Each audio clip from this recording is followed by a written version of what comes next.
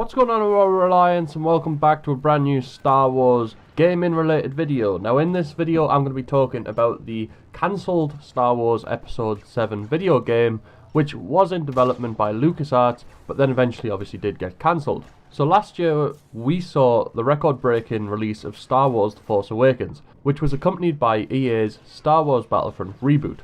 However, several years earlier there were conversations going on at LucasArts that might have seen a very different Episode 7 unleashed upon fans of the series. At this point, it was widely expected that a prequel trilogy would be the last major cinematic release in the Star Wars saga.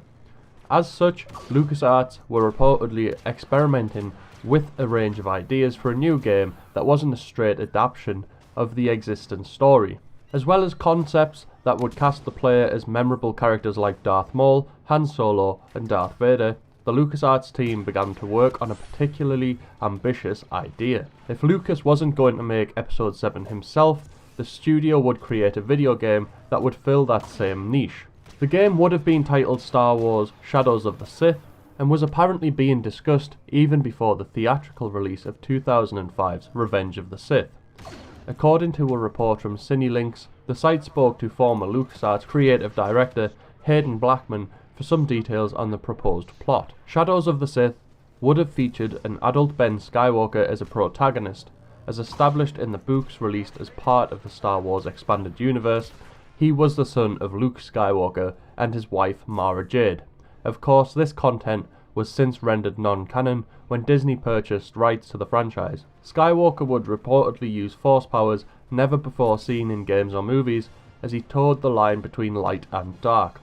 It's likely that these elements of the game were later reused in projects like The Force Unleashed and its sequel. There was another element of Shadows of the Sith that's since been implemented successfully, but it's something of a spoiler for The Force Awakens. For those few who still haven't seen it, and if you haven't seen it by now, I don't know what you're actually doing with your life, the game's main villain would have been the child of Han Solo and Leia Organa. Of course, The Force Awakens has now rendered Shadows of the Sith untenable, so don't expect to see this project resurrected anytime soon. However, it seems likely that there's a major new Star Wars video game on the horizon, and we should hear more news about that title soon. Let me know down in the comments section below if you'd have been excited for Star Wars Shadows of the Sith video game, and smash a like on this video if you've enjoyed it. Subscribe to be kept up to date with all Star Wars gaming related news, and may the Force be with you.